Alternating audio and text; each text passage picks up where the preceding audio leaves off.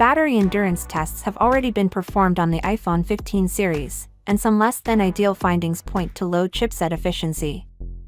Despite having significantly larger batteries than its predecessors, the iPhone 15 Pro Max and iPhone 15 Pro nonetheless managed to perform worse when it comes to battery life. Reviewers are already putting Apple's new iPhone 15 series through a variety of tests after the review embargo for the devices was lifted yesterday. Online tests for the iPhone 15 series CPU, GPU, and battery endurance are already available, and unfortunately they paint a less than favorable picture of the devices.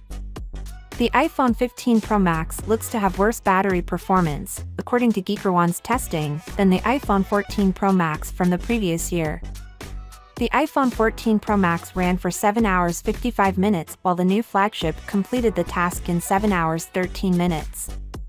In the same way, the iPhone 14 Pro and iPhone 15 Pro are related. The runtime of the iPhone 15 Pro is precisely 6 hours, compared to the predecessor's additional 46 minutes.